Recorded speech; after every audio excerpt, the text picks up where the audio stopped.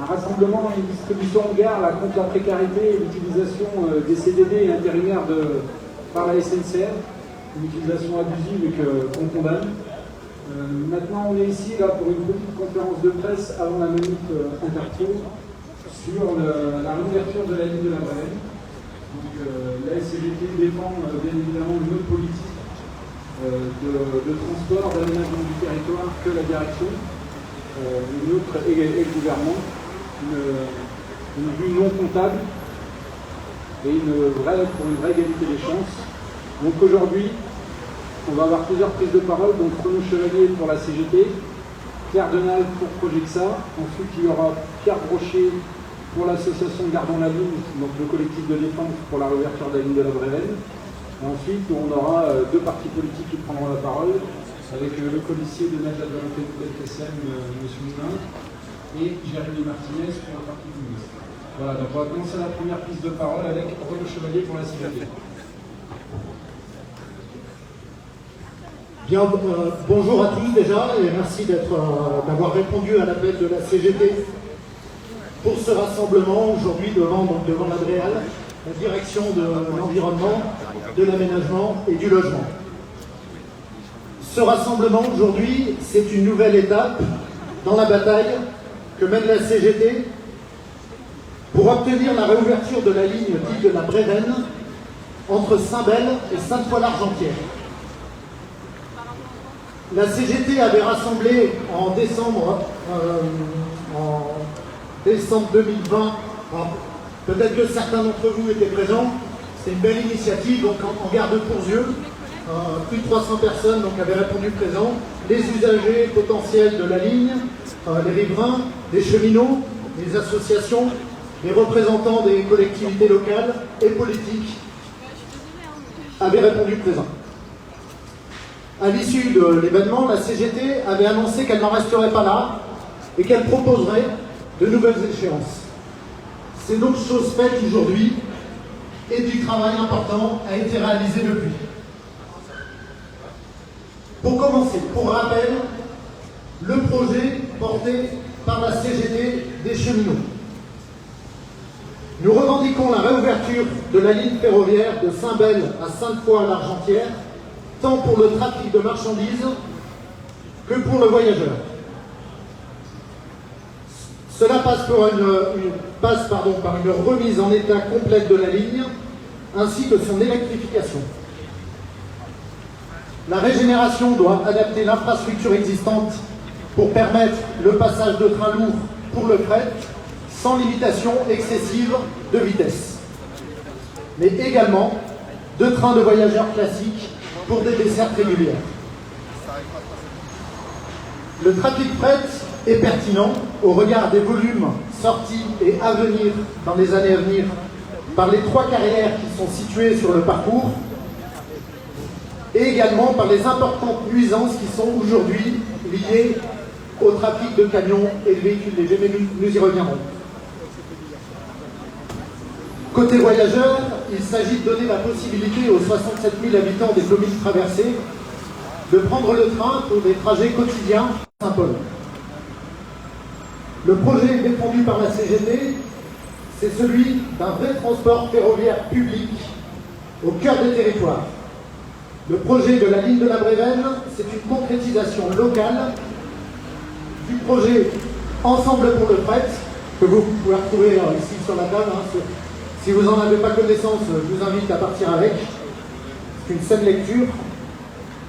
Le projet, donc, pour la Brévenne, c'est une concrétisation locale du projet Ensemble pour le fret. Ce sont des propositions et des revendications qui sont précises, qui sont ambitieuses, mais qui sont réalistes pour développer réellement le transport public de marchandises. Voilà donc brièvement résumé le projet qui est porté par la CGT.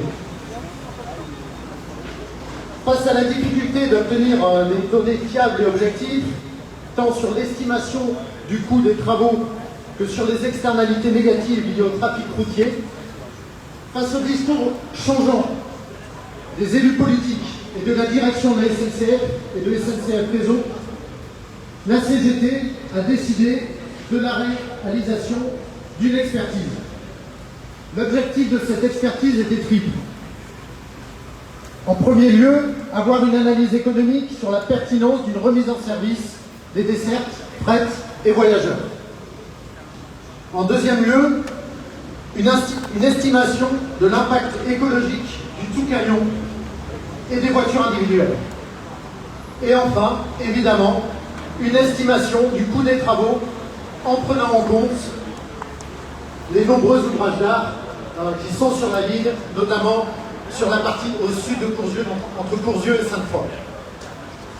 L'expertise est aujourd'hui réalisée grâce notamment aux travaux d'ingénierie qui a été réalisés donc, par le cabinet Le Bérim et grâce également à l'appui du cabinet Projexa et à la participation de l'ensemble des acteurs concernés, les chargeurs, les riverains, les collectifs citoyens, etc. etc. Et j'en profite ici pour saluer le collectif Gardons la ligne, à qui on laissera la parole tout à l'heure, qui agit depuis des années pour défendre le ferroviaire dans la vallée de la Brévenne, qui est très actif et qui a une connaissance très fine de la ligne et des enjeux. Je vais dès à présent laisser la parole au cabinet Projexa, qui a travaillé sur le projet, notamment dans sa dimension économique et environnementale. Donc, je laisse la parole à Claire Denal pour le cabinet Projexa. Je te remercie pour ta présence. À toi la parole. Bonjour à tous et à toutes. Comme l'a dit Renaud, je m'appelle Claire Denal, pour le cabinet d'expertise comptable Projexa. Nous travaillons exclusivement pour les représentants du personnel et donc à la demande des CSE, les FE, CE et CHSCT. Donc déjà, je vous remercie pour cette prise de parole et je voudrais surtout remercier et excuser le cabinet d'ingénierie urbaine Bérim qui n'a pas pu se rendre disponible aujourd'hui, mais qui a réalisé un vrai travail, de la réalité de terrain telle qu'elle est vécue aussi bien par les usagers, les cheminots, les chargeurs, de la réalité aujourd'hui vécue, mais aussi des ambitions qu'on peut avoir pour les territoires. Donc vraiment, je souligne le vrai travail de Bénédictin, en fait, qui a mené le travail le cabinet du Bérim, qui a réalisé des comptages de poids lourds, des comptages de véhicules légers, qui a réalisé des visites sur les voies, sur l'ensemble des infrastructures, des ouvrages d'art, des tunnels, des viaducs, etc. Mais aussi qui a réalisé des entretiens avec les chargeurs, avec les collectifs, et enfin un calcul d'impact sur l'impact environnemental et des nuisances.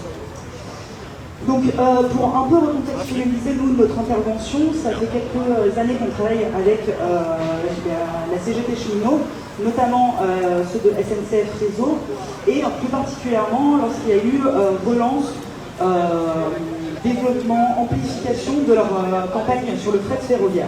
Donc à leur demande, on avait réalisé en fait un état des lieux de l'infrastructure du réseau de fret ferroviaire en France.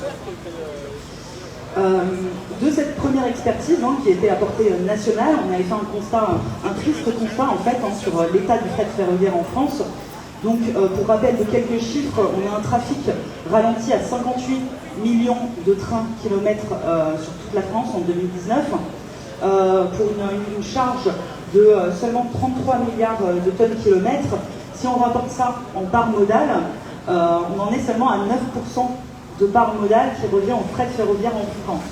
C'est un score, un piteux score, en fait, comparativement aux voisins européens, sans même parler d'autres voisins, la Chine par exemple, qui, avec la crise sanitaire, a pas mal relancé son activité de fret. Si on remet ça dans l'antériorité, dans les années 80, on était à 30% de part modale du fret ferroviaire. On est passé de 30 à 9%. Donc il n'est pas illégitime de croire, c'était seulement les années 80, qu'on pourrait y retourner. Par ailleurs, c'est d'ailleurs un des objectifs du gouvernement, c'est de revenir à 20% d'ici 2030. C'est tout à leur honneur, c'est un ambitieux objectif, 2030 c'est dans pas très longtemps. Cela dit, pour y parvenir, il faut des efforts considérables et bien plus importants que ce qui est mené. Il faut se saisir de toutes les opportunités locales qui s'offrent à nous, et il en existe beaucoup sur tout le territoire. On s'était occupé à essayer de les recenser en partie dans le précédent rapport, et pas que s'intéresser en fait aux lignes les plus emblématiques, bien qu'elles soient importantes. Et c'est le cas voilà, de ce projet alternatif avec lequel nous a contacté la CGT cheminot de Lyon, et on s'est rendu compte qu'en fait, dans ce projet de la ligne de fret et voyageurs de la Brévenne, il y avait en fait toutes les matérialisations des constats nationaux qu'on avait pu faire. Alors tout d'abord, c'est en 3 points. Tout d'abord, en fait, c'est des années de sous-investissement qui ont laissé l'infrastructure dans un piteux état et qui fait que maintenant, leur réhabilitation nécessite d'autant plus d'efforts, notamment sur les maillages fins, les fameuses UIC 7 à 9. Alors que si on ne les avait pas abandonnés, avec une maintenance récurrente, ça aurait coûté beaucoup moins cher in fine. Donc par exemple sur Courzieu, aucune maintenance n'a été réalisée au mieux depuis 2012, ce notamment grâce au chemin de fer touristique et non pas la SNCF, et seulement sur certains segments. Il faudrait remplacer une traverse sur 2 dorénavant. Du coup, par conséquent, les travaux, si on veut tout rénover à un état quasi neuf, il faudrait 15 années de travaux et ça coûterait 13,9 millions d'euros. Donc c'est un chiffre important, mais j'y reviendrai plus tard, un chiffre pas si important au regard des bienfaits du fret ferroviaire. Ensuite, deuxième point, l'importance que l'on a perdue en fait d'une production locale et de chaînes de valeur reterritorialisées, avec une proximité entre la production et la consommation.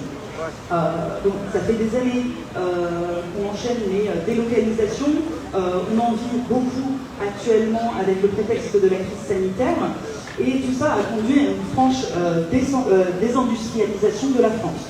Par chance, cela dit, alors bon, ça ne veut pas dire que la vallée de Brévenne n'est pas exempte de catastrophes économiques, mais par chance, elle a d'importants gisements actifs et avec des potentialités de développement. Donc 3 carrières actuellement qui sont exploitées.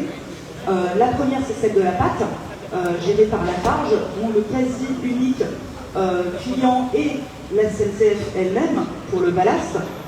Ensuite, on a celle du Ressent, gérée par la BPCI pour son granit, et enfin celle d'Imélis pour l'argile. Sur ces 3 carrières, il y en a 2 qui ont vu leur raccordement aux installations terminales embranchées, donc ce qui permet de faire le lien entre l'entreprise et le réseau ferré national, levé, alors qu'elles réclament ce transport ferroviaire. Donc une absence de volonté politique de la part de la SNCF, comme parfois des pouvoirs publics pour pousser à mettre de l'argent sur ces ITE. Par conséquent, ces chargeurs sont passés au tout routier et ce sont 495 kilotonnes qui sont transportées de marchandises par an via la route, via 51 000 camions qui traversent et polluent la vallée de la Brévenne tous les ans.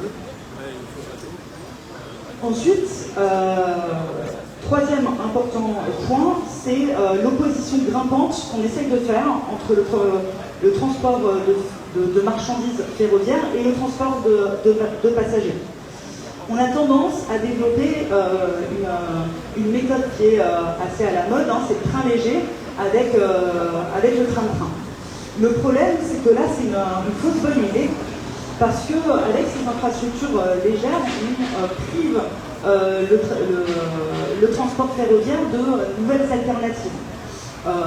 Parce que effectivement, l'électrification est séduisante, bien évidemment, en termes de coûts environnementaux, mais c'est surtout que ça coûte moins cher. Ça coûte moins cher le train léger.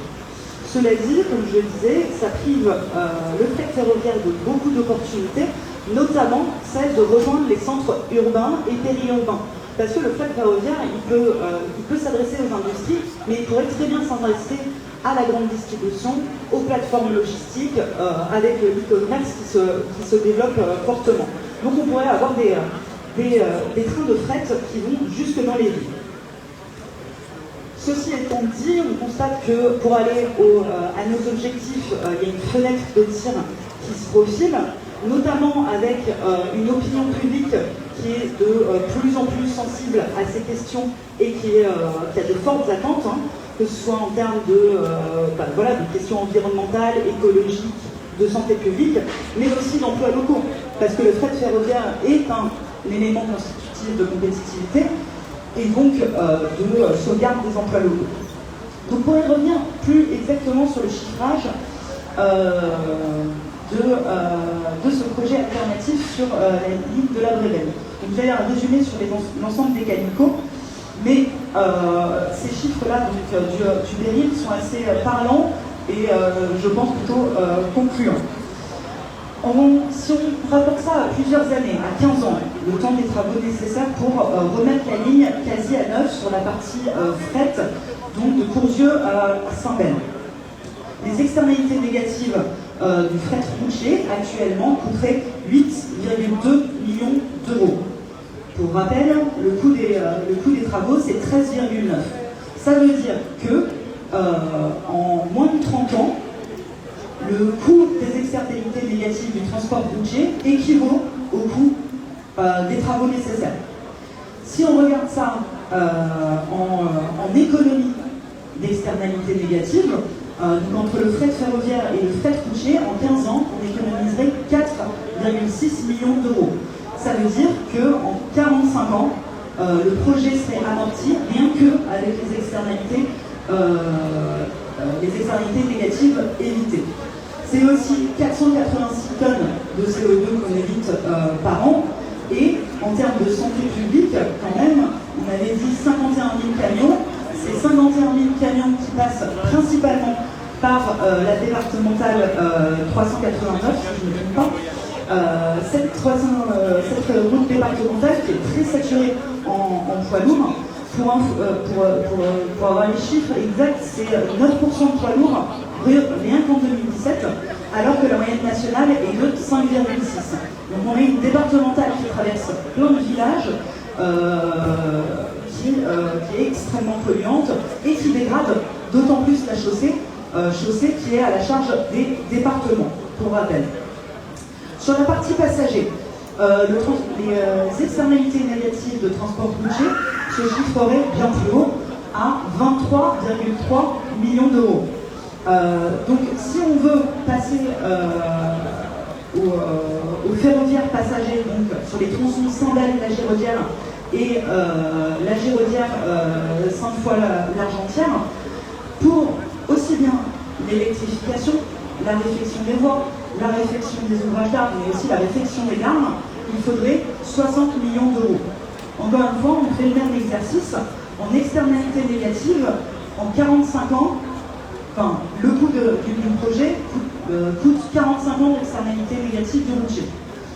En termes d'économie d'externalité négative, ce serait 14 en 15 ans, 14,7 millions d'euros si on passe au transport ferroviaire de passagers. Cela voudrait dire que cette fois-ci, en 60 ans seulement, en vrai, c'est une petite génération, les travaux seraient amortis sur la partie passager.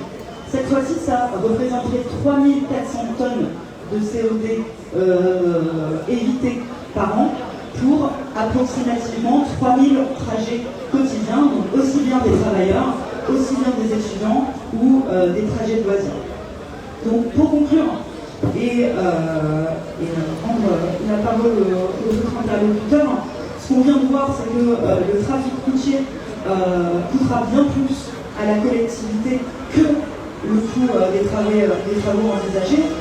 Si seulement on sort de cette perspective de court terme et qu'on sort de cette perspective de coût, cette perspective de cash, hein, parce que SNCF Réseau a des objectifs d'équilibre financier à horizon 2024, hein, c'est pour ça qu'ils ne veulent pas sortir trop d'argent tout de suite, et qu'on essaie d'adopter une vision planificatrice et à long terme et d'utilité publique.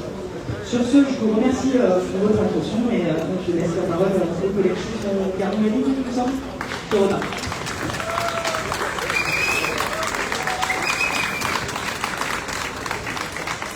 Alors, merci pour, Claire pour ce résumé relativement complet et suffisamment éloquent pour démontrer la nécessité du retour du train dans la vallée de la Brévenne. Le retour de l'expertise, il sera bientôt disponible et nous mettrons bien sûr à disposition l'ensemble des acteurs, que ce soit SNCF Réseau, les collectivités, les politiques, les autorités organisatrices du transport. Nous, à la CGT, nous savions par expérience et par connaissance du territoire la pertinence du ferroviaire dans la vallée de la Brévenne. Aujourd'hui, grâce à cette expertise, nous voyons le discours confirmé par une étude chiffrée qui est réellement issue de la réalité du terrain. Fort de ça, nous devons maintenant aller chercher collectivement des réponses et exiger enfin des actes concrets. Je vais revenir rapidement quand même sur deux points. Le financement et la volonté politique. Sur le financement, 13,9 millions pour la reprise pérenne et sans limitation excessive de la vitesse pour la desserte fret de Saint-Bel à Courzieux. On a dit. 60 millions pour la régénération totale de la ligne jusqu'à Saint-Ouen-l'Argentière pour assurer et les dessertes fret et voyageurs. Alors 60 millions comme ça peut paraître élevé. C'est un gros chiffre et c'est vrai qu'on n'a pas forcément l'habitude de manier des sommes comme ça, en tout cas pas tous. C'est donc un chiffre qu'il convient de mettre un peu en perspective. 60 millions, c'est le prix moyen pour seulement 10 km d'autoroute. C'est le prix de seulement 3 échangeurs autoroutiers. Et surtout, ça a été dit, laissez le prix à payer aujourd'hui en raison du désengagement complet sur cette ligne où rien n'est réalisé en maintenance depuis 2012 entre Courzieux et Sainte-Foy. C'est le prix donc pour rattraper les choix politiques contestables des 15 dernières années.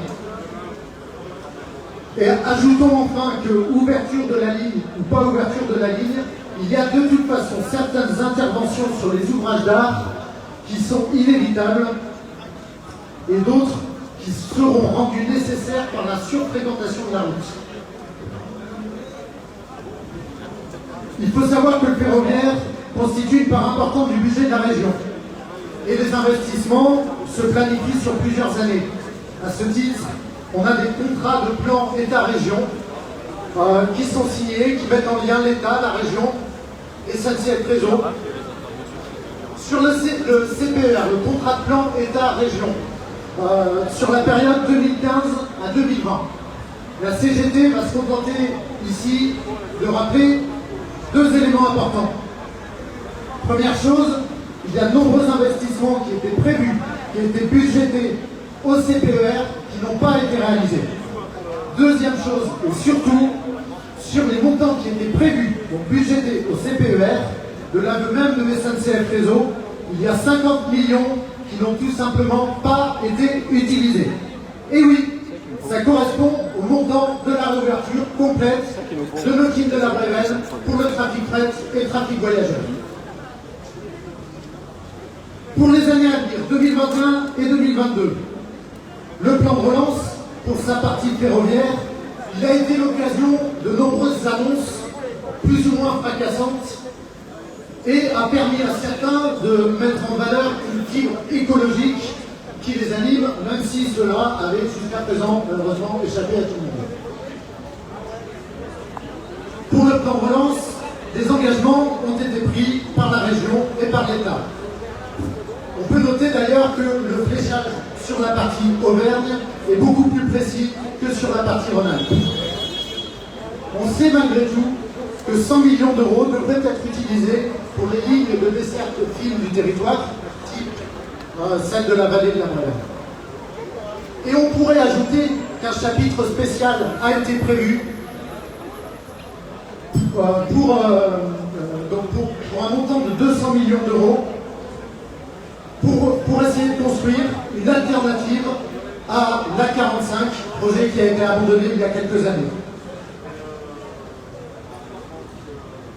Le prochain prochain contrat de plan interrégion va être conclu pour les années 2023 à 2027. Et il le sera par le nouvel exécutif issu des élections à venir.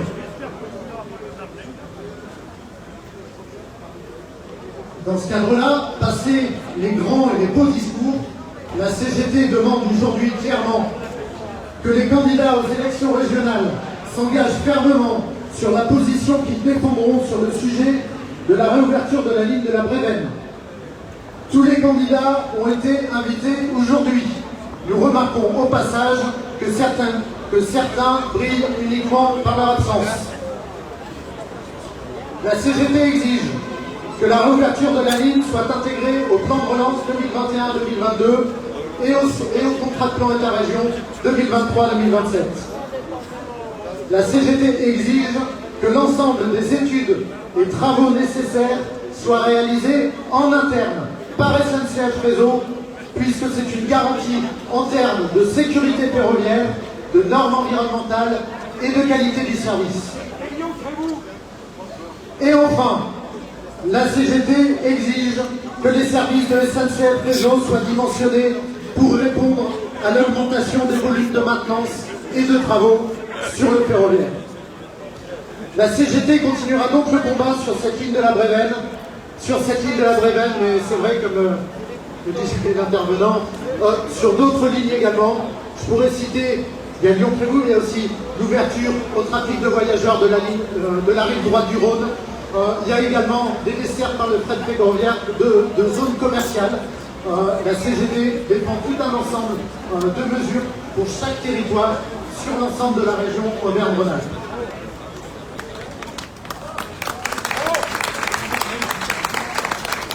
La CGT va donc continuer le combat sur cette ligne de la Brévenne et elle organisera de nouveaux temps forts, notamment pour interpeller le prochain exécutif régional et pour demander des comptes. La CGT va mettre en place une grande pétition régionale « Ouvrons la ligne de la Brévenne » pour démontrer la détermination des citoyens, des usagers potentiels du train et des cheminots. Nous sommes déterminés à concrétiser ce projet qui est finançable, qui est pertinent, tant au niveau économique qu'écologique, qui est au service de l'ensemble des citoyens, au plus proche des territoires. On ne lâchera rien. Et vive la CGT!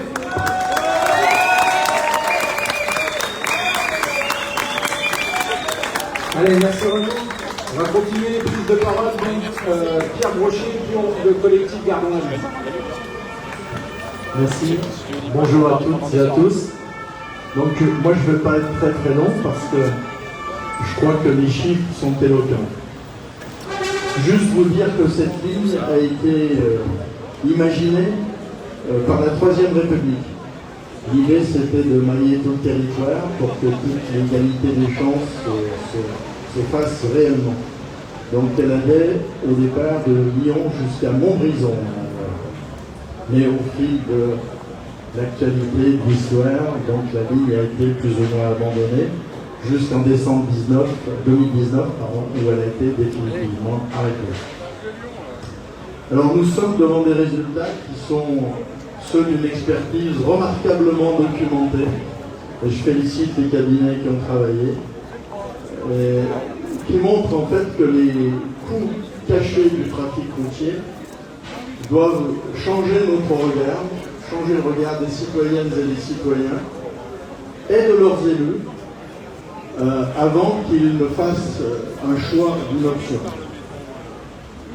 Ces chiffres donc sont éloquents. Ils donnent en particulier beaucoup de crédibilité à notre collectif et ils confortent notre position pour demander la réouverture de la ligne jusqu'à Sainte-Foy, à la fois pour le fret et à la fois pour les voyageurs. Je voudrais d'ailleurs peut-être juste faire un petit aparté sur les chiffres. Il y a des chiffres qui ne sont pas mesurables. Ce sont ceux qui résultent de l'accidentologie, de la perte de personnes dans une famille, de la perte de temps qui est quotidienne. Quand il faut 10 minutes à un quart d'heure pour traverser le pont de la Brévenne à Saint-Bel, c'est lui et la Laurent en plus. Que le temps qu'on perd toute la journée. Je voudrais maintenant m'adresser aux élus qui oseraient encore défendre le routier contre le ferroviaire et qui sont donc quelque part opposés à la réduction de l'empreinte carbone, des gaz à effet de serre, des transports. Et on sait combien ils impactent notre atmosphère planétaire. J'ai découvert dans les chiffres qu'effectivement, le trafic des poids lourds dans notre vallée était plus que le double, enfin presque le double, je veux dire, du trafic routier des poids lourds sur toute la France. Donc c'est une vallée où il n'y a qu'une seule route, où à certains endroits on est coincé entre le rocher à gauche, la route, la Brévenne et la voie ferrée, puis le rocher de l'autre côté. Donc il n'y a pas d'autre solution que de remettre en route la voie ferrée. Ce ferroviaire montre que pour une efficacité, une sécurité bien supérieure à la route, ses coûts, y compris les externalisations, sont bien inférieurs à ceux du routier. C'est là que réside son intérêt évident pour la réussite de la bifurcation écologique que nous appelons tous, je l'espère. Et enfin, je voudrais terminer en remerciant très chaleureusement la CGT FRAC de Lyon, ses animateurs, Laurent, Olivier, Renaud, avec lesquels nous avons travaillé. Alors c'est surtout eux qui ont travaillé et qui ont donné de la force à notre bataille pour le rail. Merci.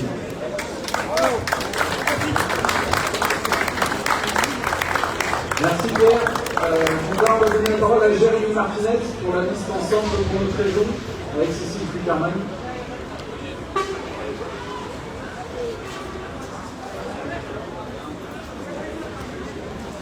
Oui, bonjour. Donc, je suis Jérémy Martinez, je suis tête de liste sur le département du Nouveau-Rhône pour la liste Ensemble pour notre région, menée par Cécile Fuckerman et qui est donc soutenue par le PCF, la France Insoumise, Ensemble et Génération Climat. Alors, les transports pour la région, c'est important. C'est 1,5 milliard de budget sur 3,8. Donc c'est énorme. C'est surtout un service à la population qui est essentiel. Pour aller travailler, pour aller étudier, pour aller consommer, pour aller se soigner. Tout le monde a besoin de se déplacer. Et surtout quand on vient du département du Rhône comme moi, on voit bien la difficulté pour pouvoir se déplacer de plus en plus. De plus en plus, on est obligé d'utiliser sa voiture, donc un véhicule toujours plus polluant, toujours plus cher, et en plus qui ne répond pas à nos impératifs de transition environnementale et énergétique qu'on doit tous avoir en objectif principal. Donc, la solution, pour nous, en tout cas pour Codlist, passe évidemment par le transport ferroviaire. Par le transport ferroviaire de voyageurs, par le transport ferroviaire de fret.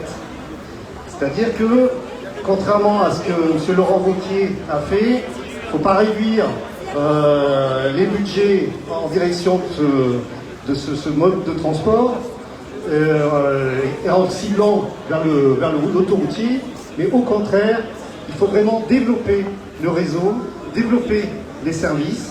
C'est pour ça que nous, sur notre liste, on est vraiment à 100% pour la réouverture des petites lignes, donc la ligne de la Brévenne, la ligne de la rive droite du Rhône, bien évidemment, surtout celle-ci, il n'y a vraiment pas grand-chose à faire pour la rouvrir, mais également imaginez un Lyon-Trévoux en ferroviaire plutôt qu'en bus, et la troisième branche aussi, Lausanne, Tassin, du train de l'Ouest lyonnais, qu'il faut là aussi remettre en état au lieu de risquer de fermer cette ligne-là. Et à plus long terme aussi, on peut aussi imaginer ce qui peut se passer sur la ligne de l'Est lyonnais. Voilà. Et le Lyon-Trévoux, je l'ai dit, oui. Et le Lyon-Trévoux en train. Voilà. En plus, avec la perspective d'un métro qui va peut-être arriver à Satonnet, etc. Donc, parce que, voilà, il faut avoir. On nous dit 60 millions, c'est cher. Oui, bien sûr, c'est cher. Enfin, en termes d'aménagement lourd, c'est pas si cher que ça. Et puis surtout, il faut avoir une vision à long terme. À long terme, un aménagement ferroviaire, c'est sur le long terme. Et 60 millions, c'est pas énorme. C'est 10 km, on va dire. le public intervient, c'est bien. Voilà, alors, que dire de plus? Oui, si, il y a une chose importante aussi, c'est que pour nous, ce service-là doit être assuré par les cheminots de la SNCF. Donc, contre la privatisation, évidemment, des lignes de chemin de fer. Et évidemment aussi, nous soutiendrons, si nous sommes élus et si nous arrivons à la direction de cette région, une nouvelle convention entre la région et la SNCF sur l'ensemble des lignes. Voilà, je crois que c'est tout ce qu'on peut dire.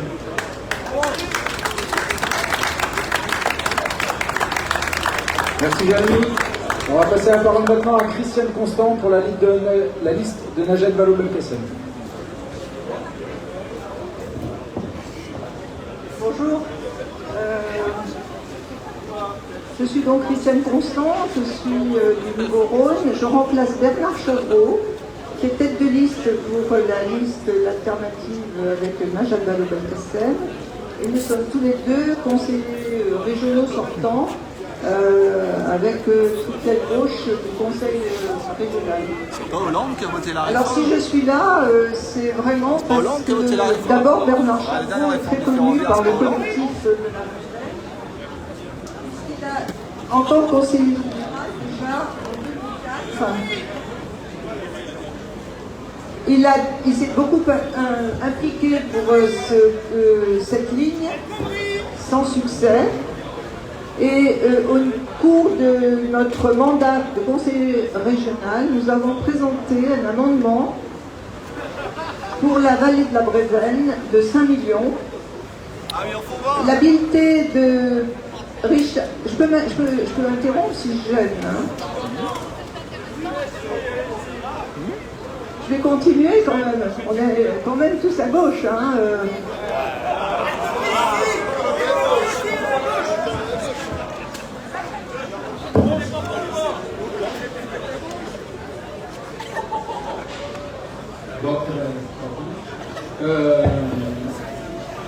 Allez, et ben voilà, on va finir cette conférence de presse comme ça.